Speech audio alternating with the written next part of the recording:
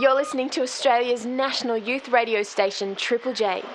For more info, go to triplej.net.au. Welcome to Sunday Night Safran. In-depth discussions on religion, politics and hoochies on Triple J. Okay, introduce your show now. Yeah, well, that's what I thought I was here for in the first place. Gorkem, Acaroglu, which I bet is the right pronunciation. You would have mucked it up. What kind of ridiculous ethnic name is that? Excuse me? I'm just one of your famous Turkish names. Ah, Turkish. Well, is he coming in live? It's a she. Well, she might fix me up. Oh, my God. Well, you look... There you go. Within the first minute, I ethnically slander her. No, and then in Turkish... sexistly attack. It's not sexist at all. It's this personal program is interchangeable. And that's we're going to be talking about the Habib show. She's doing a theatre documentary. How interesting is that? It's like a documentary based on transcripts. Yeah, I think it's brilliant. But put on at a theatre about Habib. Brilliant. Habib, which Habib? You've got Julian Burnside and Waleed Ali. They're Habib. Anyway, but that's you'll hear more about that in a minute. In the studio, we've got George Gittoes, who's the director of a film called Rampage. About hip-hoppers who went and shot people in Iraq and then came back to the streets of Miami and incorporated their Baghdad experience into their rhyme flow. That might be your take of it. I've got another take of it. Anyway... And we have Mel LeBroy. Oh, Mel LeBroy, and we've got, what do you call it, Alice in Wonderland. Isn't it? Why did you stand me up this week? Don't give me that. I've checked up on this Tuesday night. This is Bob. I've checked up on Tuesday night. Bob, puts the heat on me to turn up to these charity functions, right? So I'm like, oh, okay, I'll go. And then I turn up there and he doesn't even make a showing. So I'm like standing there. Sick. 72 years of age, for God's sake. It could be fatal. Crook. You see what I mean? So anyway, I mean, you might have gone there, but I got the lowdown on you, how long you were there. Yeah, well, you weren't there. That's beside the point. Good manners means go in and stay there.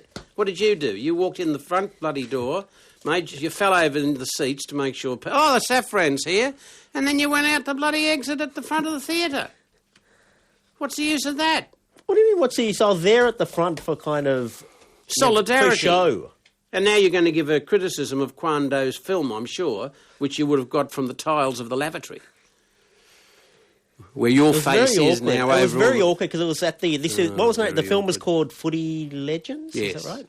Yeah, it's about rugby. About rugby. Yeah. It's a feel-good story. Anyway, at the drinks beforehand, which was a fundraiser... We were at the drinks beforehand. Which was a fundraiser for your charity that you didn't bother to turn up. Yes. So I'm talking to this guy who runs some, deafness advocacy centre or deaf institute or whatever, right? So he runs that. And then your friend, who runs the homeless open family thing for the street kids, right? Yeah. He calls me over. He's like, John, come over here, because he needs me for a photograph of me there or whatever. So I'm thrown into disarray of whether I upset the deaf guy and help out the homeless guy, yes, or whether I stay with the deaf guy and then annoy the homeless guy. It was I was torn because I was going to upset one victim group. I don't know how you get out of bed in the morning. Honest to God, I don't. It's so, it must be such a major decision to make. Because the deaf guy was in the middle of a... He can't hear. He's deaf. No, he wasn't deaf himself. He was a deaf kind of advocate. I don't know what the hell he was, right? And he was in... I tried to, start conversation with him. And, I tried to say something, nuanced and kind of interesting and deep just to show, I'm not just some schmo, right? So I talked to him, he's going, blah, blah, blah, I work for the deafness, blah, blah, blah, blah, blah, right? So I go, I've read about how some people consider their deafness and ethnicity equivalent to being, to being their Greek ethnicity or their Islamic ethnicity, right? Nice. And then they don't want their children, if their children are deaf, they don't want them to learn to have the technology to learn how to hear because they think that's as insulting as saying to a black person, here, we've got this new technology that allows your face to be white. It's nice, isn't it? So I showed that to him. Insight there. That was yours, wasn't it? Yeah, that's my insight, that's right? A brilliant insight. And then he starts attacking me like that's my opinion. And he starts going, listen, John, I have you know, it's if you had children who are deaf and you didn't do all you could to try to use the technology available to have them hear, it's an insult. It's spitting in the face. Abuse. You're bringing out and then suddenly I'm in trouble for trying to be frigging interesting with him. Yes. Yeah, And then he's in the middle of this impassioned thing where your friend, the homeless guy, calls me over. So it looked like, basically I'm very bad relations with deaf people at the moment. So you're setting us up to let us know don't invite you to anything with... You were supposed to go there and show the better face. I bet you said, where is Maguire's not here, I suppose. He's decided he doesn't... No one would talk to me either, by the way. Well, it's no wonder. I was standing there. I was standing there in the corner. I could not telegraph anymore that I was feeling lonely, and I wasn't part of the gang. Everyone else there was part of the open family gang. Like they knew each other beforehand, right? Frightened of you. Of course they are. And fear and not loathing, fear and trembling. What do you think? They're going to walk straight over to you and say, "Hello, John." I stood there for like 40 minutes what waiting. mincemeat you make of waiting me for in some public. of these maybe these charity people, instead of lecturing to us about how we've got to help all these others and be nice, maybe they should look within themselves and say, if there's someone standing there alone in the room, who's not part of the gang, who doesn't have all this, maybe we should go up and make him feel included. What are you, a priest or something? God, you're going to get to the stage, honestly, you won't be able to go out, you see. But anyway, I've got the lowdown on in one door at 7 o'clock. A few drinks over, fight with the bloke from the Deaf Institute, who hopes that all John's children, are born blind, and then walks down the aisle, fall over another couple of rows of seats, there's Safran's here, and walk out the bloody thing and go home with his mates on the sofa. Who was that woman in the US of A you told us at that party? Selma Hayek. Yeah, I see in the paper last night. Yeah. Some sleazy film she was in about the 1960s.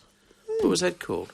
What? I don't know. Yeah, I was shocked. I only really know her personally. I like to separate. Not professionally. Yeah, with my friendships, I don't like to, I've got, George Weinberg, my good friend, works for Brand Power. But we don't talk. He's like my friend, and there's business is one. It's same with Selma. Me and Selma. I catch up with her at parties in LA, but I don't know about her film life. And there you are the other night speaking to key players in the Australian film industry, and you couldn't even bloody stand do you know? still for I 5 feel like minutes. giving. What As I like to say, I can't get a word in as I like to say, I don't deal in facts. I deal in factoids. That's what's interesting. That's nice, isn't it? And with everything going down in the Middle East, I think a factoid a week will be good. Last week we talked about obvious whose the career true is at an end, story, isn't it? The true story of how Tasmania was briefly considered as an option for the Jewish homeland. Yeah, that's right. That was a very deep and meaningful insight. Very interesting. Factoid for this week. But the one that I had, which was factoid for Uganda, this week, was just swept under the carpet. Yeah, Uganda was another one. Because I made it local. Because a goy, think about who else. A goy, G-O-Y, a shaker, one of the goyim. Yeah, you're one of the goyim. Or one of the dhimmis.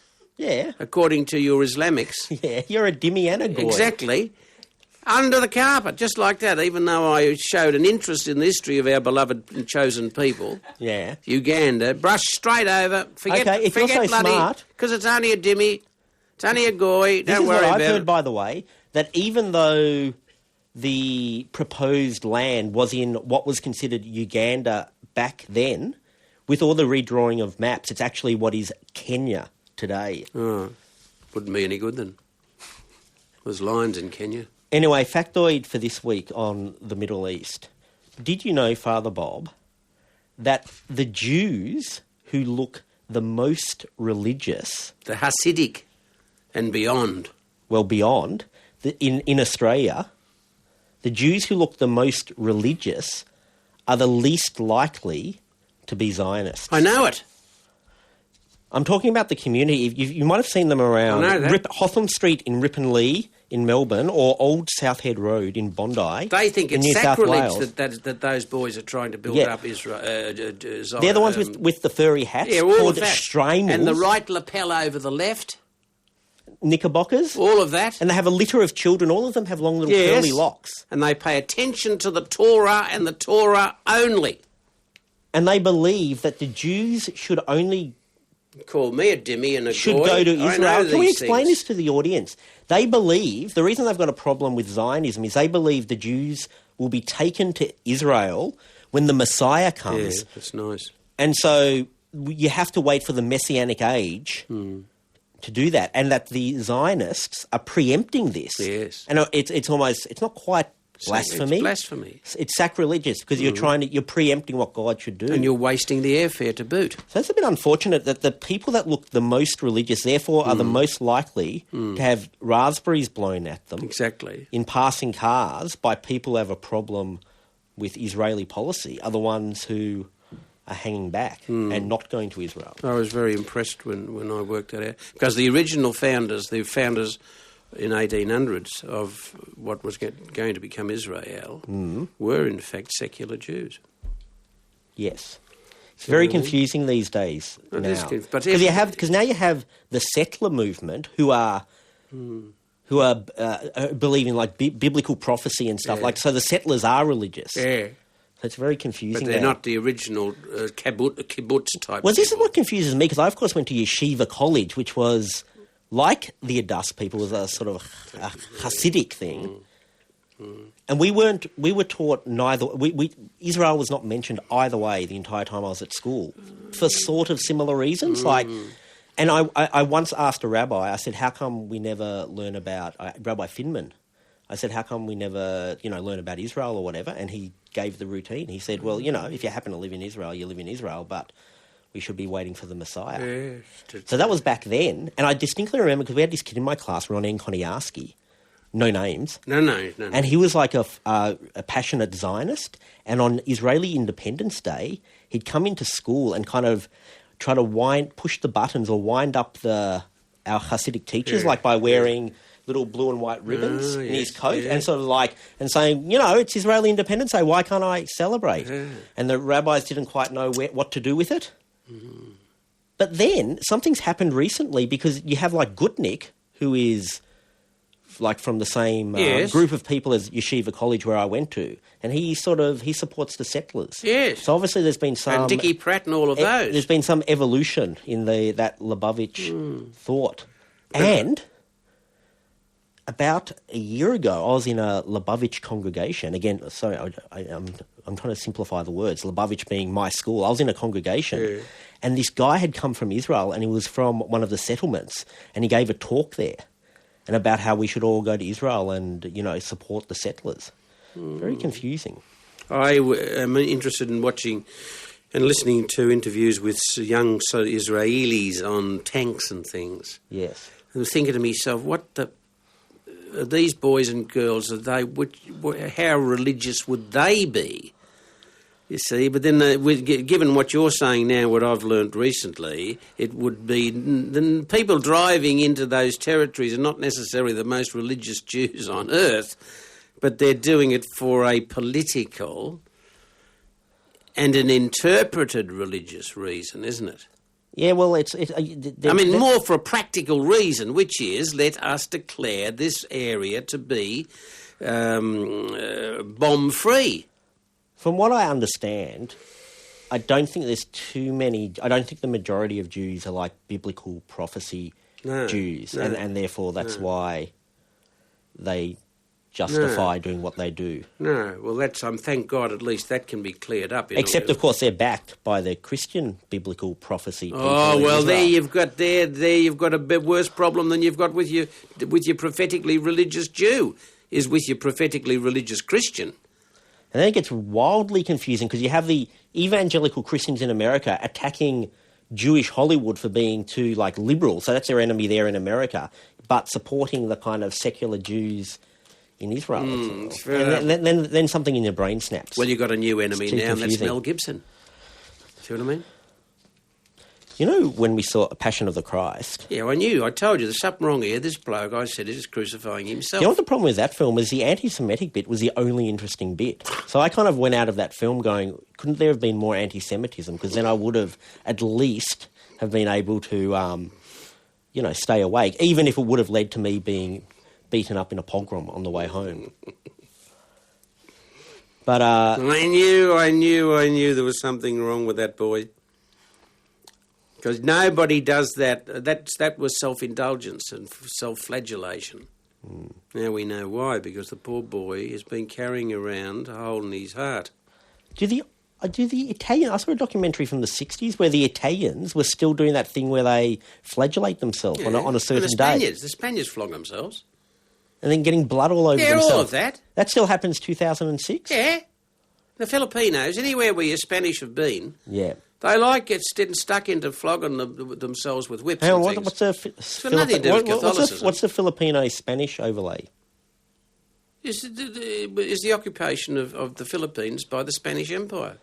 Yeah, well, I'm asking you that. What are you talking about? No, I'm asking you to give background so I can learn something new.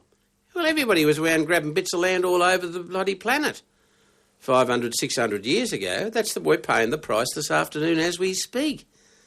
In the Middle East, because everybody's been there, pinched bits of it. And that's what annoys me too about this business of chasing people up and down that coast. I'm going to forget about it because we've talked enough about it. Don't mention the war.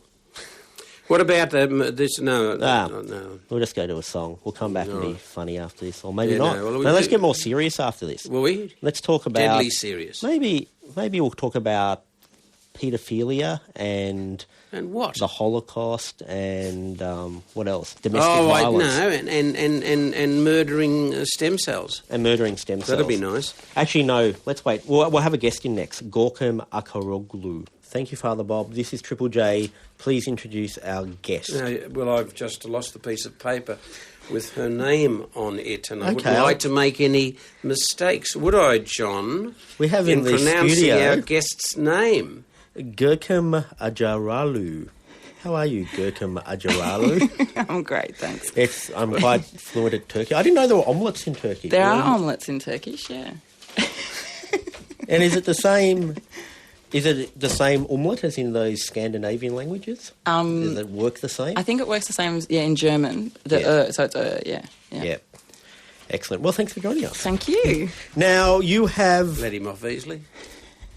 You have a documentary theatre show. How does that work? How can you have a documentary theatre show?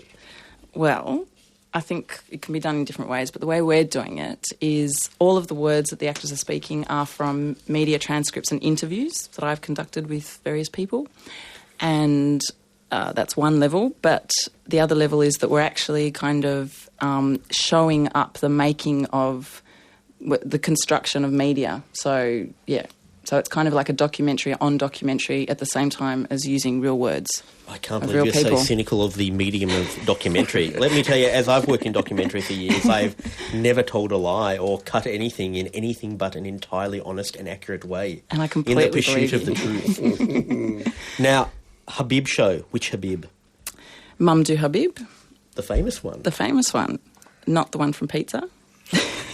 You could have a bit of, I reckon there could be a bit of consumer confusion and you might get, Apparently there's a porn site called The Habib Show. Oh, really? Yeah, so there's a bit of popular cultural kind of references that So you're going to get with the title. pizza fans and perverts turning up, which will upset the, because there will be a turning up of the white middle class also too, so they can tut at George Bush and stuff like that. But they'll be thrown off by all these bogans and porn. Have you thought this through?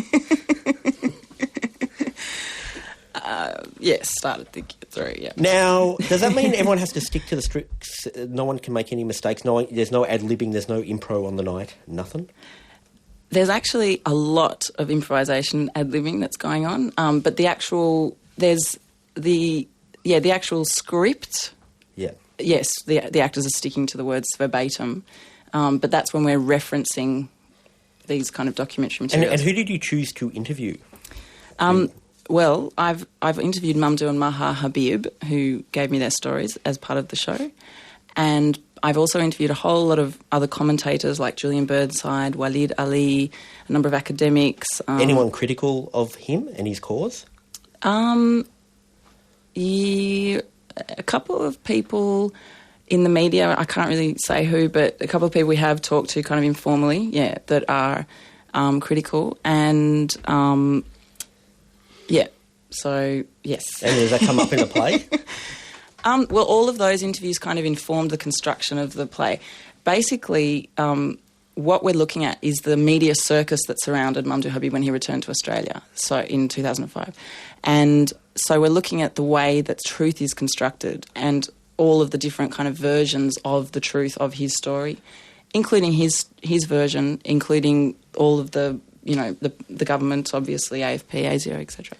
And did you get the impression when you were doing all these interviews and looking at the different angles that people had political agendas that made them go certain ways, or was it more just some kind of cynical media thing where you're trying to get an exciting story and whatever happens to make the exciting story, you'll go with that? No, I think we're really looking at the construction of truth, and we're looking at the way that... and just to go back to the documentary thing, I mean, documentary theatre has been done, quite a bit, especially in Sydney and a few other cities around Australia, but it often is quite reverential of the words, and it's about the truth of the words and what real people are saying. Because we're looking at how truth is constructed, we've actually don't have that problem. We can find our own truth with the words. Does that make sense? Because we've got this whole other layer of the show, which is about the construction of truth. So basically, it's a bunch of actors on stage who are looking at how the truth is constructed. Yeah, it is amazing how powerful documentary is, and that people will just buy it. Like people who are otherwise cynical of anything, of everything, and will go to a documentary, and if it's like produced in a way that panders to you being smart, because you see documentaries, you just take on board everything and sit there and go, yes, Morgan Spurlock, yes, Michael Moore, yes, that's exactly it. There's when absolutely, I kind of know too much. In fact, later on in this show, we're actually talking to George Gittoes, documentary maker of Soundtrack to War and Rampage. Yep. So, but I won't be as cynical as documentaries when he's here. I'll be reverential. But how do you feel that the Australians are moving around on the scale of whether they believe people like Habib and that bloke from Guantanamo Bay? I mean, how's the Aussie sensitivity quotient going, do you know? I can't work it out because I'm an old Aussie. Yeah. And I suppose we were brought up to suspect that all these people deserve what they got. But, I mean, now I don't think that they are getting justice. So, yeah. What do you think the general... Is there a general... So Johnny Howard is, in fact, allegedly the personification of the Australian fair go to everybody kind of ethos. But is that, do you reckon, where do you feel? You're young. Well, And you're Turkish, which means are you coming from a Turkish let us stand up for the truth platform as well? Which one's that one? Well, I mean, the Turkish now, they've got to make up their minds, haven't they? Because everybody's saying you can't get into the European Union unless you make up your minds about your own issues with regards to the Greeks and the Armenians and all of that 80, 90 years ago. And there's a movement, isn't there? There's movements within Turkey to face the truth, the whole truth, nothing but the truth. Yep. I think... Can I from that... Yeah, go on. Can I start with the first part and then get to the Turkish bit? The rest you can ignore. So the first bit of what you're talking about, I think what's really interesting about Mamdouh Habib and the media circus that surround his return is different. The media responses to Mamdouh Habib being different to David Hicks, and I was really interested in that and why that is. And I think the fact that Mamdouh Habib is a naturalised Australian and is of Middle Eastern background does put him in a very different position. So, for example... But at a disadvantage? Or? No, so I think you were talking about the mainstream Aussies. So let's talk about the mainstream Aussies. So I think the kind of view of David Hicks has been a popular one of, well, he was one of us and he went to the other side and so he's a traitor, whereas Mamdouh Habib has been seen, I think, from the media kind of circus, as I said, it shows that he was already in the mainstream. He was already on the other side. He was already a traitor. But this really brings up a whole lot of questions about, what does it mean to be Australian, Australian citizen? Because I'm speaking as one who would have been labelled in 1920 as being a traitor. Right. because I was Irish Catholic. Yep. See, we exactly. were subversives. They even founded secret armies, the WASPs, to protect Australia against Catholics and communists. Yep. So we're a bit sensitive on this. You see people say, make up your mind whose side you're on, you know. Well, you know, we don't want to push that too far. I think... But you thank God you're doing it, and you're in your... Sorry, John, because he just fell off the seat. He's bored, look. I'm not bored. With my I'm very questions. interested. Were you? Very interested in you trying to somehow put some spin on it that you as a 72-year-old white man are somehow some victim of persecution. Exactly. I was going to claim, I think actually, it is tomorrow. interesting. Based on the though. fact that someone called you a Mick in a Excuse footy me? match back in Did you 1922. hear what the lady said? That she found it interesting. Because it is true that, previously the Irish Catholics in Australia were the marginalised. Exactly. And I think that, Muslim Australians now are the new Irish Catholics. And I mean, lots of people have said it, but, so I think it is interesting what he was saying. And they maybe could learn to go the same way. So now she's changed, so maybe it was interesting to go the same way as we had to go, because we had to learn to explain our position in public when we took up the challenge of learning to debate. Right. See, because we had to come in public and say what we were on about. Yep, so what's... Not in the coffee shops, not in hanging around the back. Come out in public and tell us, like Waleed Ali does. Yeah. See? And he says it very well, because he's learned the vernacular. So he's learned to barrack for Richmond Football Club and all that kind of thing. And all you got to do is drop a word every now and again, so that the middle... Maybe assimilation. Struth or something. Struth or mate, or the other one, whatever the other one is. Blimey. Anyway, that's the end of me. Thank you. Okay. That's my end of my interview. Sorry, I didn't get to the Turkish bit about the history of Turkey and my maybe boy for Thank you very much for joining us. It's going to go all around Australia? Yes, it's going. We're looking at a national tour next year. Starts in St Kilda on... It has started. No, it it's started on starting. August the 31st and goes to September the 17th. That's right. Thank you very much. So get yourselves along to see the show, the Habib Show. You're listening to Sunday Night Safran. Father Bob, are you working on the new Spike Jones film? No, I haven't been asked. What Beetle Bomb? What's it called? Where the Wild Things Are. Everyone in Melbourne is somehow... Every conversation I've had for the last 4 weeks, everyone's claiming they're working on the new Spike Jones film that is being produced in Melbourne. But always in some, way when you ask them to define it, it's all a bit loose. Like, I'm going to be associated with the production of the... Am I cool? Sorry, my mic went off. And then I'm watching, that Channel 9 show Temptation, the new sale of the century. I was watching that the other night, and they were introducing the 3 contestants. And the third one, the host, the guy who's not Tony Barber, but the new Tony Barber, says, what are you working on now? And he's going, I'm working on the new Spike Jones film. Oh, haven't you been asked? Well, I think people are lying, basically. I think there's Surely. There seems to be about 40,000 Melbourneians who are All working on involved the new Spike Jones film. Surely they can't... I mean, it's got puppets in it. So I understand that. You need a few people to do the dangly bit with the Be like strings. me saying that I'm But that's not involved in 40 Jasmine's getting married as the celebrant. No way. Ah, now you don't know. Are you It's serious? all false. Are you serious? See what I mean? Just tell me the truth. What? You're saying everybody else is lying? I'm not sure. I'm not sure you're going to be on the show if you're scheduled for episode 3, because I'm not sure Or it's going 10 to last. at the end. And how can this be so if, in fact, Jasmine has to give 1 month's notice of marriage? And she's not Catholic, is she? What She is can't marry an unknown person. Like someone tried with me once, said, will you report down to the hotel in St Kilda because I want to marry my husband and he won't know that it's the wedding. What the... Have you danced salsa? Salsa? We didn't have that in our days. We had Alka-Seltzer. You danced after that, mate, because you were carried away by bubbles of... Is it flatulence? No. What's that thing that they have in the bottle? The Effervescence. Effervescence. No, the other one's not, isn't it?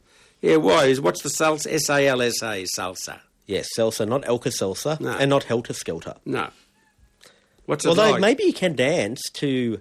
Can you dance to Helter-Skelter? Yeah. Salsa. Only with a knife. I got drunk at a party, Don't tell these things on air. and someone said, "Do you want to come to my salsa class?" And I was like, "Yeah, because I was just drunk." And then I had to follow through on it. I went salsa dancing. What, intoxicated? No, I didn't. I was intoxicated when I agreed to it, right? And then, I wake up. I wake up the next straight day. from there to the... I wake up the next day and it's like, no. And I've got a text message saying, "Are you still in for Serves you salsa?" right. It's around the corner from where. You're supposed to Thank be God I didn't have to go too far from Carlisle Street. You're supposed to be a role model. And you've just told the whole of Australia that, in fact, that you, like Mel Gibson. Like Mel Gibson and like the two Collingwood footballers. I get drunk and I accuse And you make light of salsa it. dancers of being responsible for all And make the light wars of it in the world. Make light of it on national radio. I wasn't that drunk. Well, you sounded like it. Even the imitation sounded drunk to me. Listen, well, you haven't let me tell the people what I've been doing all week. Go on. One of which was to read the newspaper, which says, let he without sin cast the first bone. Yes. Melbourne's pets are the first in the world to boast their own hospital chaplain. That's pretty good. In a move that would be blessed by Francis of Assisi, the Lord Smith Animal Hospital has appointed the Reverend, whatever her name, Barbara Allen, as its first. The animal lover will tend to the spiritual needs of the hospital's four-legged patients. Well, this is what I always tried to beat out of you, and you would never give me a What? straight answer. Whether animals have souls. Yeah, but she says she doesn't care if they've got souls or not, as long as they're in bed. But do animals have souls? Do you know the Lord Smith Hospital? That's where Benji, my dog, was put down. Oh, I'm terribly sorry about that. One moment, please, we'll have a hakana. What do you call it? Hakana? What? Kaddish. We'll say Kaddish. Kaddish for Benj. Yishkadal, Don't do that Yishkadal. because we'll be reported to Rabbi you-know-who. Rabbi, you know who? One of those who'll come after us. He'll be happy that I'm Would saying he? Kaddish Who'll to do my dog. Kaddish for, who was it? Benji. Benji. You allowed to do that? Yeah. Go on, do what? Yishkadal, Yishkadal, Yishkadal. Yishkadal, Yishkadal. I don't know where it goes after that. Oh, well, there's more than one word. Well, I know surely. the other Kaddish a bit more. You know the What is one... it? What? No, what's his face? That annoying hippie guy, Allen Ginsberg. Yeah. He did Kaddish, but that's a different Kaddish. Is it all right? Does it work? That's the... you know, I don't know. I'm just too confused. Can we Yeah? stop this? Yeah, all right. Well, stop it. I've got bad flat... Because you know what my dad did? I was quite young, and Benji's quite sick. Yeah. He kept on chewing away at his butt, and in pain, he's dragging himself around the back God. garden. And my dad's like, he should be put down because he's in too much pain, and he's so old. And then when we get there, my dad does this cruel thing where he says, "Oh, John, but it's up to you." He's just so teased you up. I have to sign. I have to actually sign the death warrant for Benji myself. Oh, for God's sake, did you? Yeah. And did the doctor report you? Was mandatory reporting? The dog died from being kicked in the bum? He walked around with one of those things on his head, you know, the ice cream buckets for about 6 months. Very sad. Why? Oh, because Why? he nibbled his... He was nibbling rear his end. bottom. The Reverend Allen will not administer last rites or sprinkle holy water in the Catholic tradition, but she will counsel bereaved animal owners and all of that kind of thing. And they'll have a quiet room which they can celebrate the life of their much-loved pet. You know Allen Ginsberg, the poet who wrote Kaddish, as well as Howl, his most famous poem is, I saw the best minds of my generation be destroyed by madness, da-da-da-da-da. Big 60s sort of like hero. You know, not only was he, well, actually I don't know if he was a member of a pedophilia advocacy group called NAMBLA. And he just got totally off the hook. Like when he died, everyone tries to make out like he's this great hero for the left. Yeah. And because that was like an awkward little bit of his past, the North American Man-Boy Love Association. They dropped the... Yep, no mention of that in his obituary when he died about 2 years ago. No. By the way, one of Alan's other pursuits during his life, says the Reverend so-and-so, was his pursuit of young boys. What do you think? They're going to say that in the bloody funeral. All right, well, I won't tell you about Methodism in their madness. I don't think anyone wants to hear about the Methodists. Well, as the British have decided, I know that praying can make a difference in my work, said the policeman, and I've asked all the people in the local church to help me to solve these crimes. That's the British for you. What? Go back. I wasn't listening. I tuned out, and then at the end I thought it was interesting, but it was too late. It is interesting. Churches are to be given details of break-ins and other unsolved crimes in the hope that parishioners pleased to God will produce a breakthrough. Prayer Watch, as the scheme is called, is a spiritual twist on the Neighbourhood Watch program. Lincolnshire Police are hoping it'll help improve their crime rate, clean-up rate. It was proposed by members of the country's Christian Police Association. We get the point. Oh, that's enough. All right. Local hairdresser Vicky Elliott. This isn't that. You know, there's that radio for the print handicap, and no doubt the frigging deaf guy I bumped into at your thing listens to in Melbourne, right? And this is all they do. They read the papers out all day. This isn't that station. Go get in a frigging taxi and drive down to radio for the print handicap if you want to read any further. She cornered a vandal after he smashed a window at her salon in June, only for police to set him free afterwards. He received a... Oh, God. Father Bob, coming up after this. I've got another one here. George Gittoes, cut him off. You're listening to Sunday Night Safran. Introduce our guest, Father Bob. This is Triple J. I am John This is Safran. George Gittoes, who's the director of Rampage. Rampage. Which is at the Greater Union Cinemas in Melbourne. Thursday, the 10th of August. No, it's not. Where is it? Don't worry. A documentary. We had a woman in just before who's doing a play documentary, a live stage documentary. Have you thought of going into that area? Oh, look, my whole life's a live stage doc. In fact, that's why I'm being crucified for this film, because I showed some passion. You know, I got involved. I broke all the rules of journalism. Who's crucifying you? Everyone. You know, Who's everyone? I was hoping that you might try, but no. Well, if you look at the just the catalogue for the festival, they're saying that Gittoes went and advocated for Denzel to get a broken heart trying to get his deal, and that was some sort of reprehensible act. You know, you shouldn't get involved. Let's go back a bit. This film combines the streets of Miami with the streets of Baghdad. Explain to the audience how so. Well, I made Soundtrack to War, and I found these incredible freestylers at Uday's Palace. You know, Uday the in Baghdad. The gangster son. Oh. The gangster son of the gangster son of Saddam Hussein, and so Elliot was freestyling. It was incredible rap. He'd been out on all these missions. Well, it kind of makes sense because I guess the average age of an American soldier and the average class of an American soldier is going to cross over to the average lover 18, of hip hop. 22-year-olds, and they all come with their Soundtrack to War. You know, their music and. What I love was actually rapping about the war itself and inventing these raps. And so I made friends with Elliot, and he said, "Look, George, this is a picnic, compared with where I come from. The real war's in the streets of Miami." I said, "What? You know, Miami Vice?" And he said, "Yeah, it's not all pastel suits. It's dangerous out there." I was holding a gun since I was 9 years old. I've killed before I got in the army. And so he challenged me to go back to Brown Sub. And what did you find there? Well, I thought that he might have been, this is why you fund these things yourself. You don't want to pitch it and find out that really he's living in the world of, columns and all that sort of thing, like luxury. But as soon as I arrived, this kind of vehicle pulled up next to me. I thought, this is it. These guys are going to kill me. And it was this white guy in a rented car in the bad neighbourhood. And it's Marcus, his brother, and his squad.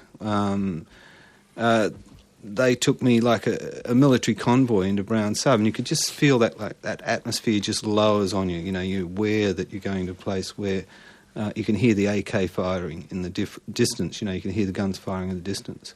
And when you started filming this documentary, were you hoping that the narrative would go somewhere along the line of they pitch to Warner Records or something, and then they get a huge record contract, and then they're the new Eminem? No, what I was interested in was the kind of lyrics they're talking about were really powerful. They're about the realism of, what these guys were being sent from absolute poverty to fight a baby boomer war. And I'd never heard that kind of realism in rap. And so I was interested, I was like the prize. Elliot had been in Soundtrack to War. He'd been seen by 87 million people or something in the US. And the whole hood wanted to see if I could break, I was like their little tank, if I could break down the walls of record studios and get this kind of music heard. So that was a challenge, just like Michael Moore going in to see if he can get a supermarket to stop selling the bullets that were used in Columbine. That was my little test. I expected that there'd be violence while I was there, like 1 in 5, the statistics are 1 in 5 people in that city, young males, are killed before they reach the age of 23. The statistics are worse than Iraq. So I'd expected someday I'd be going past and I'd see the flashing lights and the body be getting taken out. I never thought it'd be that close. I never thought it'd be the main character in the film. You just gave away the ending. No, but we're not going to say which character, are we? No. But I want to know this. Yeah. Because can I have seen it? Yeah. Can I admit to have seen it? Yes. Yeah. The movie? Yeah. Because I keep trying... Have you seen it? Yeah, because I keep thinking of housing ministries here and all that, which are Mickey Mouse in comparison with. But how the hell do they work out who's who? In what district, you know what I mean? Because they're all black Afro-American people. Mm-hmm. And, for Latinos, I can understand, you can tell. Oh, no, well... How's this little rave going to end? Because at the start of it, it sounds like you're the Grand Dragon of the Ku Klux Klan, asking how the black people can tell each other I want to know, but why would you worry about the differences based on... You can't on our ethnicity, because there ain't none. Mm. But is it based on our family's performance with the gun or our family's performance with the drug? What the hell is it based on? Well, they've got incredible style. I mean, and that is true. Each group just finds a way of kind of, just like armies in Europe when they fought had their lavish sort of uniforms. These guys tend to dress in their own way. I remember a bloke rapping and saying, listen, this is no good. What you've done here is put you over the fence. So you're different from us now because you can't do that in front of my mother, my sister, my auntie Jean.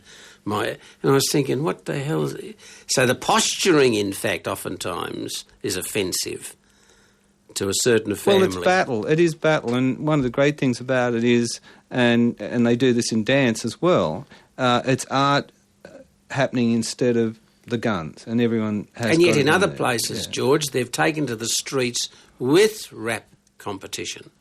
And beat boxing.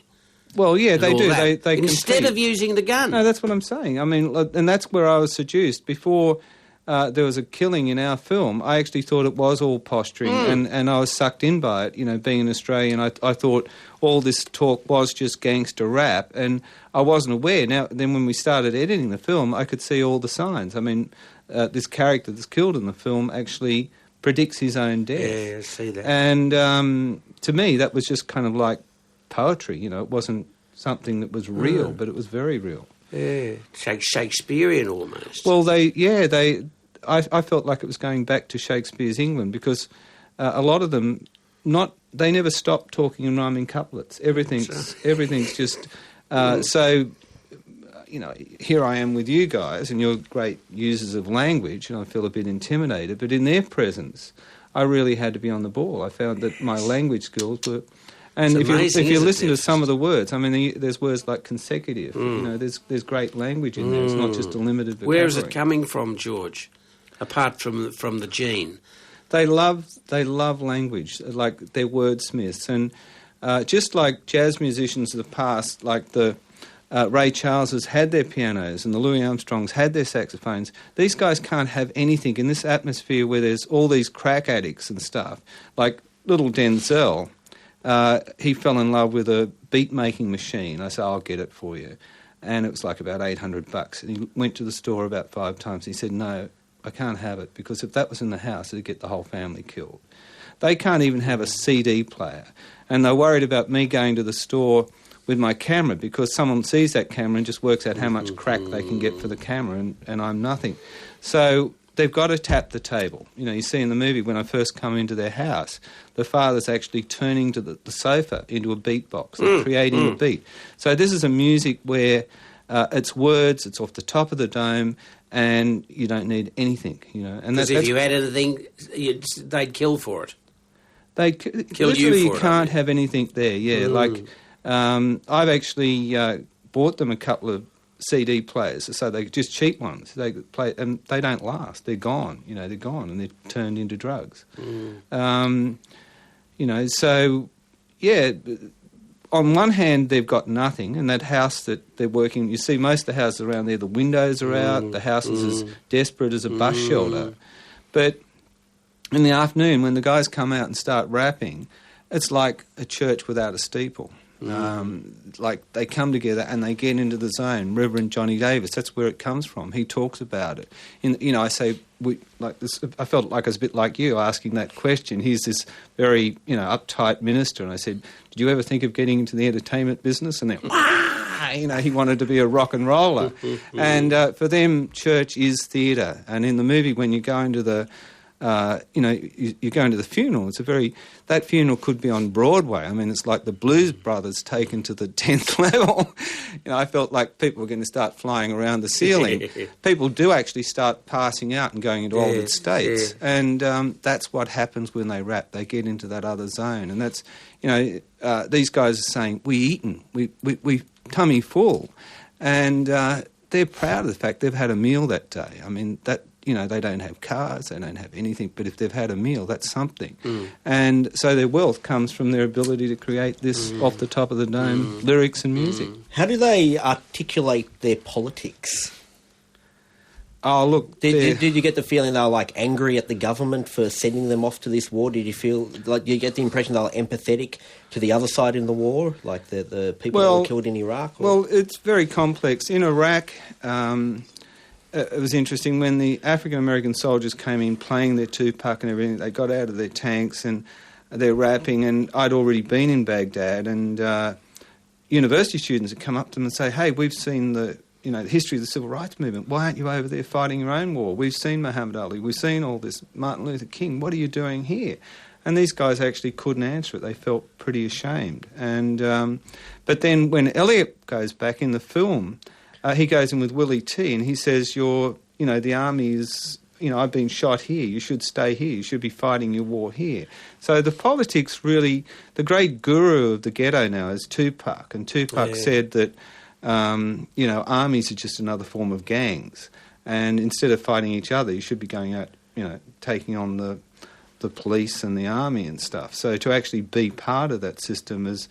no one's ever like the black trackers who work for the police to round up other Aboriginals. It's sort of like there's a stigma to being in the army. But you can see how the army So works. Does that mean that, like, when they came back to Miami, they were looked down upon? Or? Yeah. It was interesting for me because, this is all one big widening experience. Just the immediate family were very proud of Elliot, and they wouldn't say anything bad about him. But if you went away from him, they'd say, oh, well, we think he's a fruitcake for going to the army, sort of thing. But to his face, they're proud of him, they love him. But just get beyond that immediate circle, and you can see what Willie T does to him. He takes him apart, like he just says he's a knucklehead. The real. But he's in the war to make $1.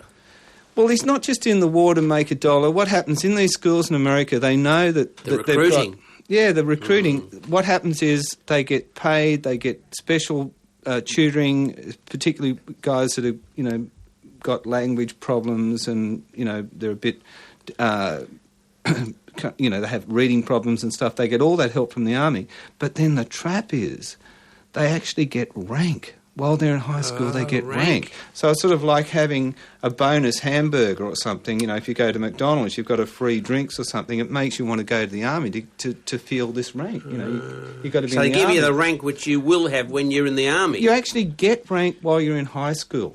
While you're actually doing this course. So you enter the army with rank. Yeah, that's brilliant. George, it's absolutely brilliant. I must ask you finally, how did Soundtrack to War end up in Fahrenheit 9/11? Well,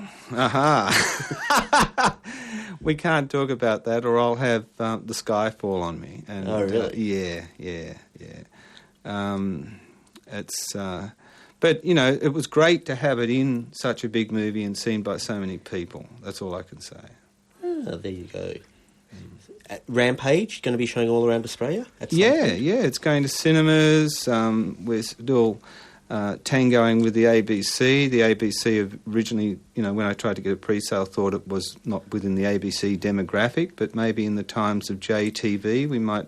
It's still possible. It's up there with the gods in programming, and I just pray, you know, us poor independent filmmakers, we put our house up, you know, for hock and everything else to make the film, and then these guys play cat and mouse with it, you know. If you get a pre-sale, then you're right. If you run the risk of actually making the thing, then they don't pay you as much for it. You know, you get penalised for actually taking the risk. This is a culture where you get penalised for being a risk taker, and I'm a risk taker. So they wait and wait for you to say, well, I want to get the damn thing on, I'll pay. No, well, it's all about control, you see. Like, if you come in on a pre-sale, they can sort of help you mould the film into something that, you know, but, I mean, they didn't want to touch a rap film anyway. But then when you come with it and you're broke and you've got to sell it to them, you've got to really, you know, suck up and sort of lick a little bit. And maybe, you know, these Medicis that run the system might finally, you know, agree to... You found out who it is runs the system, George, I see. Well, you know, there's... No one else has come up with that. Well, there are these people in these Da Vinci, positions yes, of power, but not Medici. Well, if I started naming names, then I'd be in real trouble, yeah. Thank you, George. Thanks, Gittoes. George. And good luck, and me and Bob will go upstairs and try to get it on. Great, thank you. This is Sunday Night Safran. This is Triple J. I'm John Safran, your father, Bob. Hey, on a lighter note... I like that. Thank you for that. Because it's been too heavy today, I reckon. You know, it's hard to get the balance right. No, it's the weather. You know, we've just been talking about Serious. Habib. Yeah, but we Iraq. talked about your dog, for God's sake. That was... Well, that was frigging serious for me. Yeah, but I mean, it was lyrically presented. You know what I mean? You know, I don't mind people giving feedback on the guest book, right? But How there old was this- the dog? There was 10? this one person. Oh, he was about like 30 or it was like Get incredible. away, you No, he can't wasn't have 30-year-old dogs, for Well, God's he was sake. very old. I don't mind people on the guest book giving their feedback, but someone had a go at me. Two things I hate about John Safran, who's on the guest book.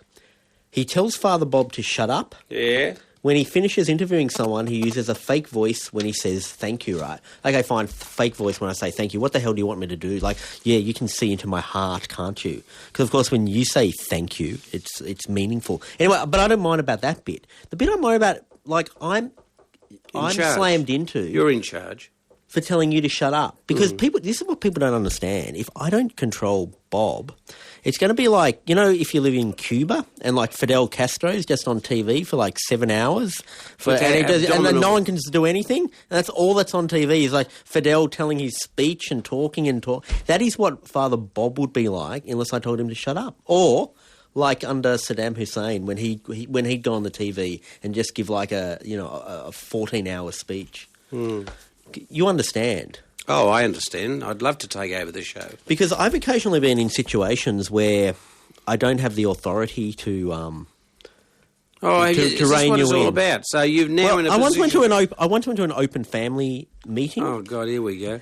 where I'm it's like supposed to it be- was your territory, right? Yes. So we're sitting around this boardroom table, right, and you start rambling on and then it's going a bit too far, and you're going off on some esoteric angle, and everyone's finding it hard to follow you. But I can't say anything because it's your territory, it's open family, and then, it just got out of control and people fell asleep. So, Bob, you don't mind if I say shut up occasionally, do you? No, I look forward to it every week. So I come here, I'm a bit of a masochist. Said, well, it saves me putting on the what do you call it, the barbed wire around the thigh. Ah, you use me as a kind of... Exactly. A hair shirt. A kind of Opus Dei... What's the word? Acromat? Yes, not an accessory. Yes. But it's also very stimulating intellectually. Now, a lot of people don't know this, but you have a history in beekeeping. I was thinking of that because I read this news story. A teenage driver crashed into a hollow tree and stirred up tens of thousands of angry honeybees, creating a swarm that sent her and 9 others to the hospital. Yeah. These bees were mad, said volunteer Yeah, you can fire have chief mad Ken bees. Gilbert, Yeah. who was stung at least 50 times whilst trying to pull the 16-year-old driver from the wreckage. I've never seen bees, especially honeybees, attack like that. Now, first of all, your CV, your credentials as a beekeeper. Practice. Yeah, you were for I how was long?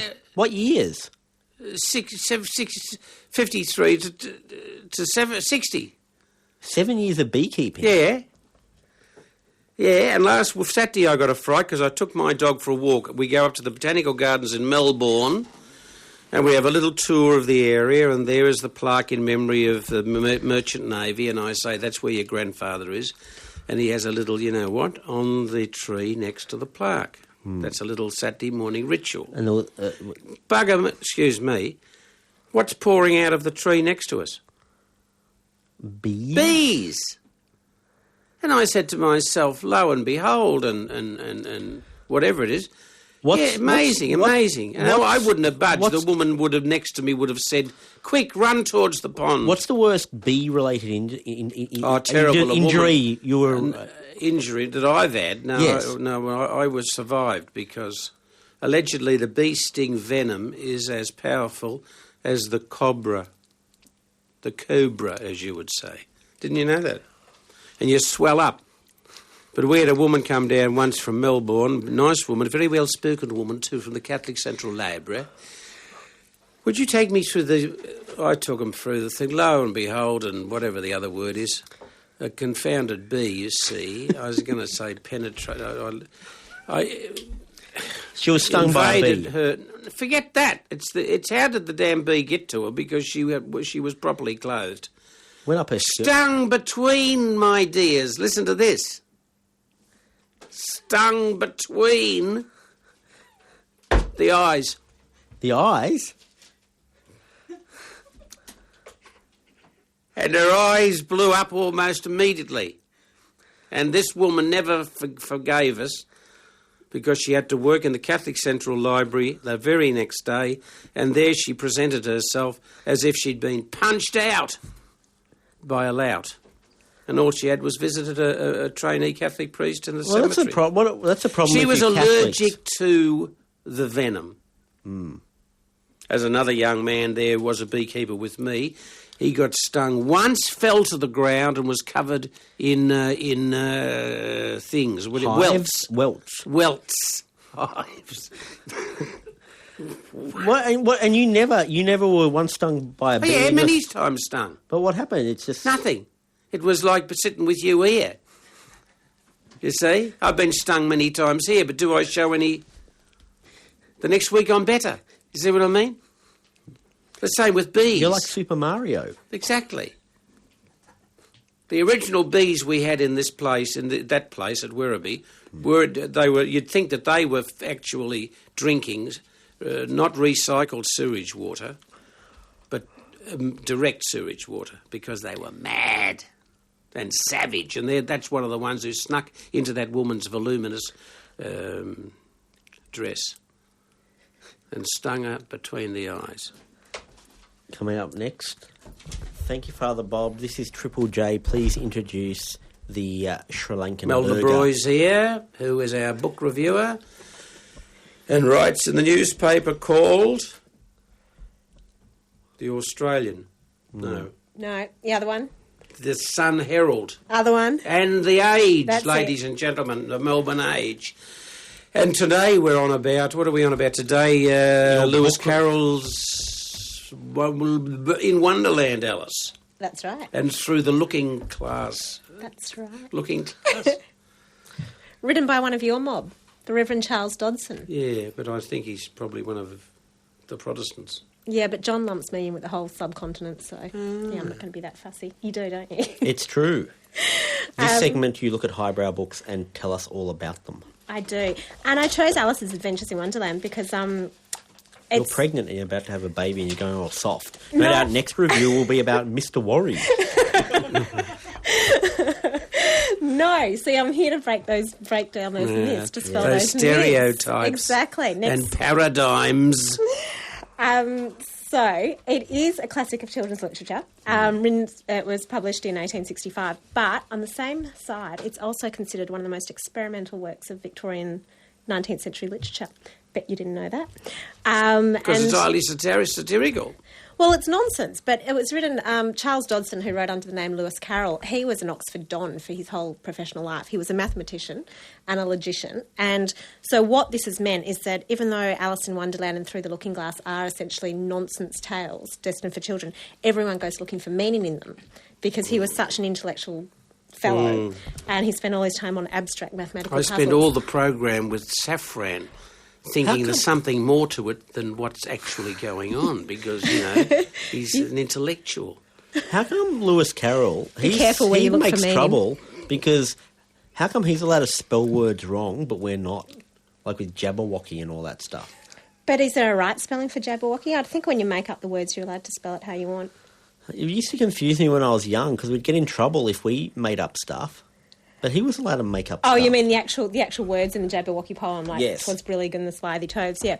Well, that's exactly what it does. It plays with language, and it's so interesting because you go looking for meaning in all the incidents in the book, and you end up very confused because you can see it in some ways. But I guess what it's nonsense. The way it works is that it inverts meaning, and it turns it inside out and upside down. So you kind of need meaning in order to make sense of nonsense. Does that make sense? Sort of. About as much sense as a Jabberwocky did. But the interesting thing I thought when I started looking up Alice in Wonderland was that apparently it's the most quoted text in the English language apart from the Bible and Shakespeare.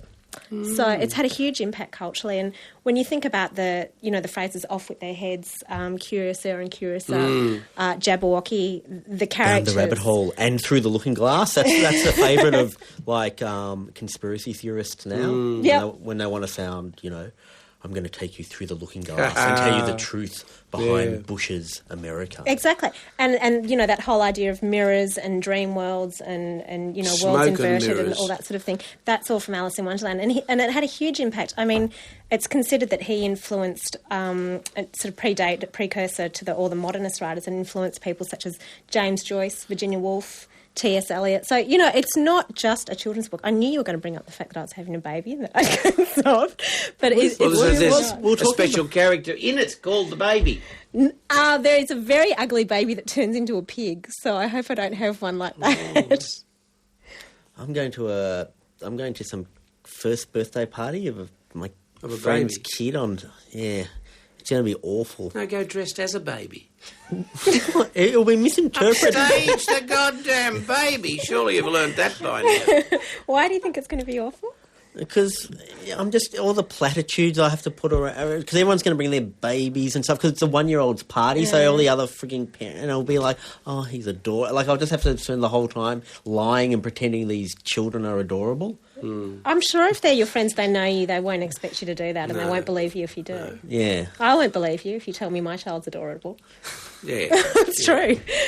Hire a baby for the Now, day. we're talking Read them, about Alice in Wonderland. Allen Yeah. Ginsberg before and his past with the North American NAMBLA? yeah. North American Man-Boy Love Association. I believe Lewis Carroll, there's stories about him. Do you know, I was driving over here and going, I bet you John brings up the unsavoury Truly. aspects. I knew Truly. Bob would have too much class, See? but you have to bring up the scandal.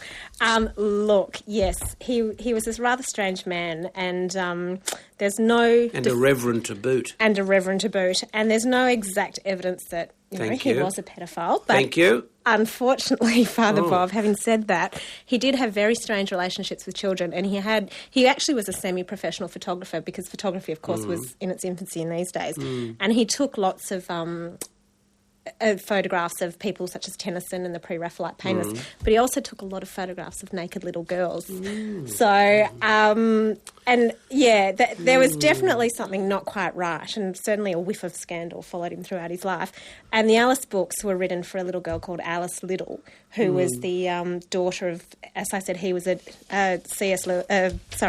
Carroll was, I used to always get those two mixed up, was a Don at Oxford, and the dean of the college at Oxford, his daughter was Alice Liddell, and the books were written for her.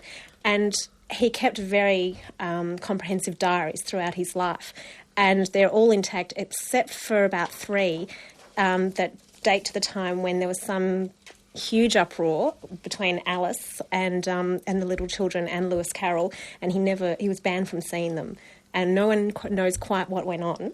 But he'd been very intimate with the family up until that stage, and then something erupted. And so it's really interesting, by the time Alice's Adventures in Wonderland came out, it was published, he was banned from even seeing Alice Liddell. So, but yeah, he definitely had little child friends, he called them.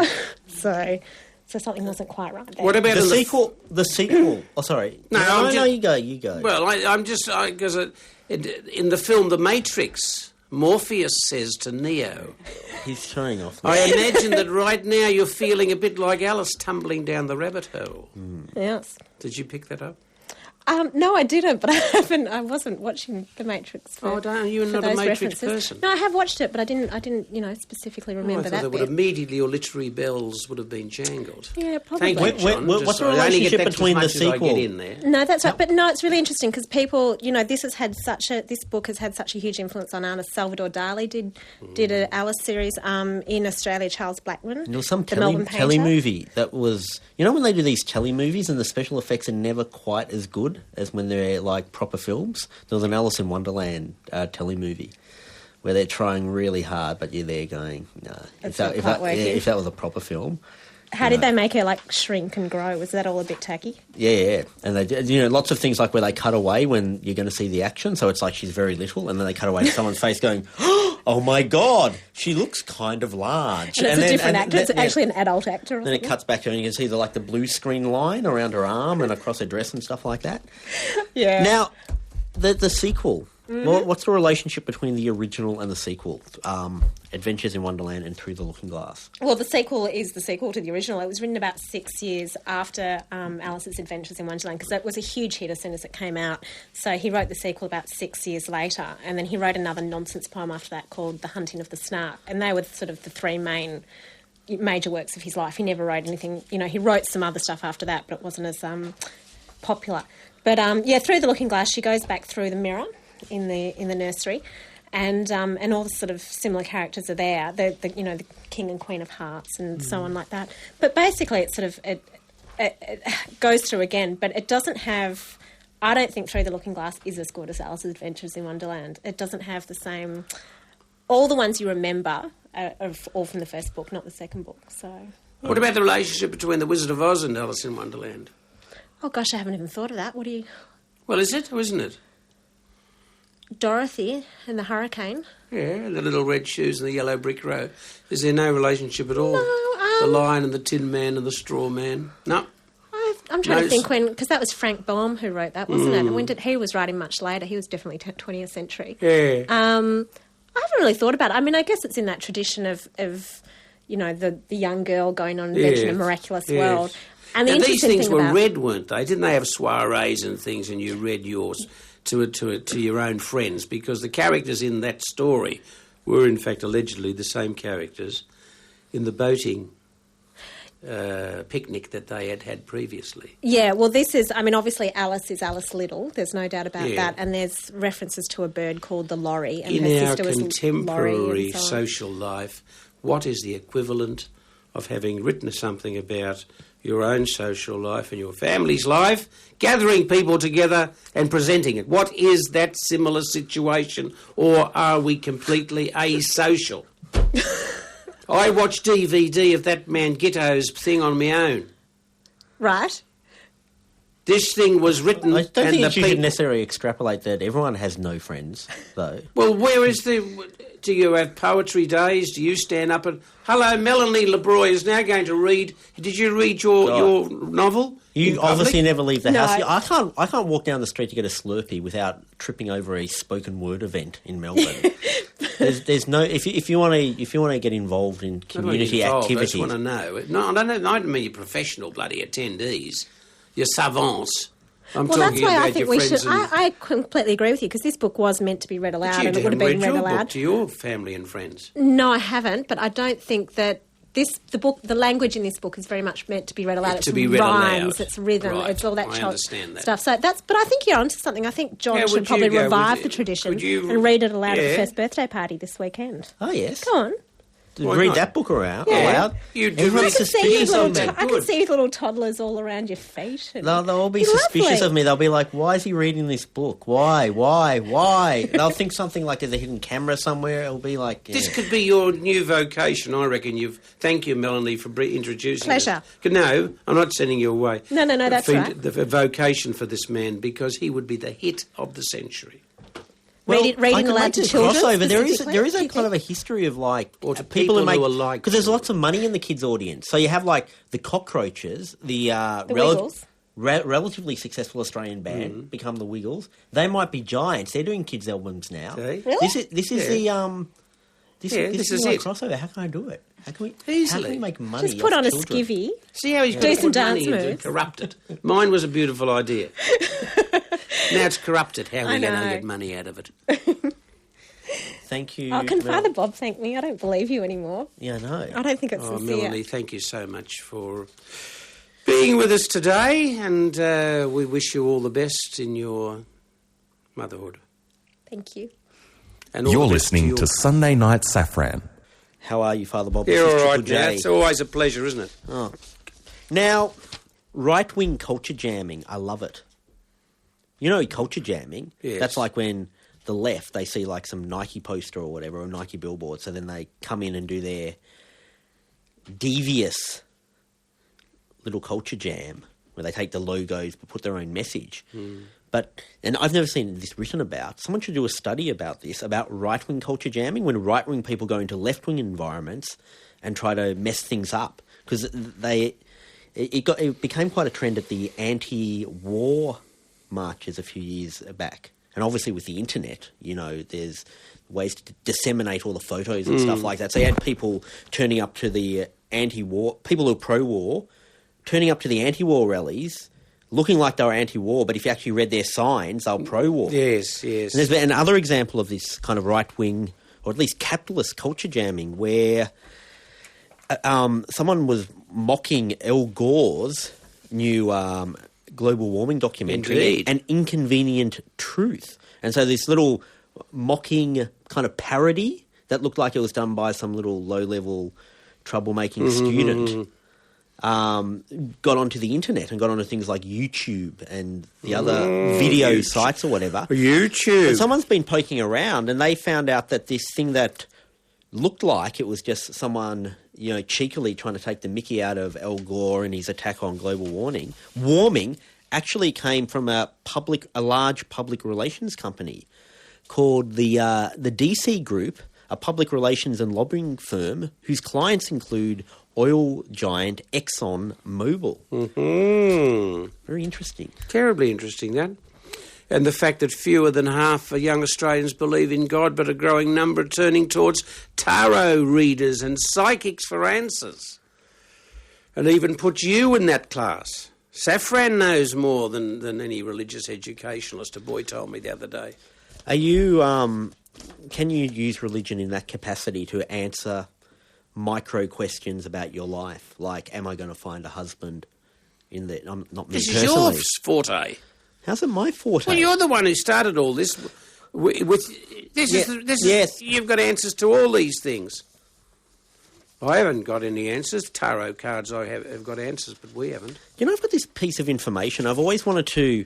It's interesting information, and I've never been able to quite work out how to shape it into something for an audience for like a TV show or whatever, but this is the information. I'm talking about Guantanamo prison. You know, every week we hear about Guantanamo prison in the news and stuff. There's a guy called Victor Rolando Arroyo who's in Guantanamo prison, and he's been a victim of huge human rights abuses. This is what he has to write. And he was like, he's a journalist and a writer. This is what he's had to write. I live in a walled cell. It is a rectangle 3.3 metres wide by 10.4 metres long. The bunk beds are breeding places for cockroaches, but these are tolerated because they prevent the bed bugs, fleas and such from spreading. Blah, blah, blah, blah, blah. And he's been in there for several years and no sign of him coming out. But you never hear, even though you hear about Guantanamo prison all the time, you never hear about him. And do you know why? Because it's not the same prison. Exactly. Where is this Very prison? little known factoid, because I like factoids, that in the Guantanamo region, as well as the famous Guantanamo prison run by George Bush and the Americans, There is Fidel Castro's Cuban Yes. prison. in exactly the same area.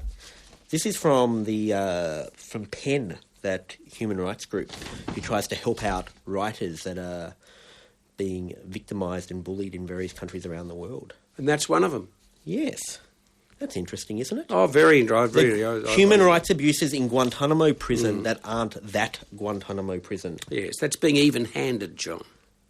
You see, instead of being heavy-handed against the right wing. But you're not interested in tarot cards, and you're not interested in the fact that the British police are trying to answer the call for neighbourhood watch by prayerfulness, and you're not interested in the chaplain to the Lord Smith home. Theme park calls off Muslim Fun Day. See, this is balancing, because this is both theologically important but also novelty news. Britain's biggest theme park has called off the country's Muslim Fun Day because of a lack of interest. Elton Towers in central England was to open on September 17. Yeah, Freudian. My God, I'm going to be dragged in front of... Oh, God, I'm really sorry I said that. From Muslims with halal food, a strict dress code and prayer areas. God, I feel like a total heel. That's the worst. You'll overcome those feelings. Music, gambling and professional alcohol. here.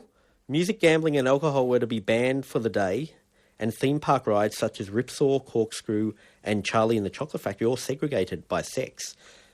But the park said the event's organisers had to call it off due to insufficient ticket sales. It's bad luck. Well, what about Mel Gibson needs a long stint at AA? Anti-Semites Anonymous. Says Maureen Dowd. What are you going to do with Mel? Anything or nothing? What am I going to do? Yeah. Well, you know, it's probably bad to kind of be nasty to people of different cultures. Mad Max is making Max mad, and Murray and I, Irving and Morton, Martin and Abe, but we're not completely heartless. If he wants to do Shylock a dinner theatre, fine. If he agrees to fill his swimming pool with Kabbalah water, fine. Then Leon was just too aggravated to speak. He mumbled something in Aramaic and hung up. It's becoming radio it's for the pathetic. print handicap again. Father Bob, Yeah. what have you got on this week? We're going to Brisbane next Friday to talk to deputy principals of Catholic secondary schools. And what are you going to do? When you give your speeches, these are like... No, it's half an hour and boring. Do you do jokes and stuff? No. I'll show you and me on that DVD we did for The Longest Night. You... That's all take right. I put that footage. thing on there and they all say, oh, ha, ha, ha, isn't he? Oh, we know the one that he's with. See? So then they'll say, well, he's going to talk religion a la Safran-esque. And that's carte blanche. Who's... are you getting paid for this? I don't know. Oh, that means that's a yes then. Don't know. Don't care. It's a trip. My brother lives on the Gold Coast.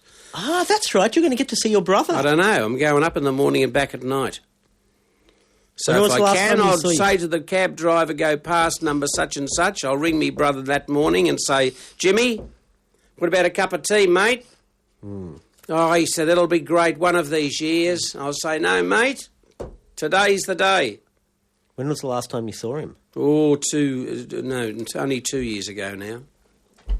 But usually it was 5 or 10. Because there's a bit of tension. No tension at all. No tension at all. Just the inability to get together. Do you hug when you see him? No hugs because he's arthritic and I'm incontinent. No, what's the word? It's not incontinent. There's another word. Incomplete. Yeah. Emotionally unavailable. Something like... No, emotionally extended. Or what's that word they use these days? To say that you're deficient in something? I don't know. Moron. Oh, the little boy in the bath, like this terrible thing, looking at his... And he says, Mum, are these my brains? And she says, no, darling, but soon they will be when you're 20 years of age. Are you working blue on my Not blue at all. highbrow radio show? That is a prophetic, negative black statement with which I don't agree, but there it was for all to see. Could you thank the guests for coming on? Thank you, guests, for coming on tonight, especially that magnificent woman at the beginning whose name is so beautiful. That Gorkem? George John? Gitmo or something? George Gittoes, thank you. Yes, thank you very much to all these people that... And, of course, Mel Laberoy. But what about the First Lady? Gorkem, Acaroglu. Thank you. But. Triple J.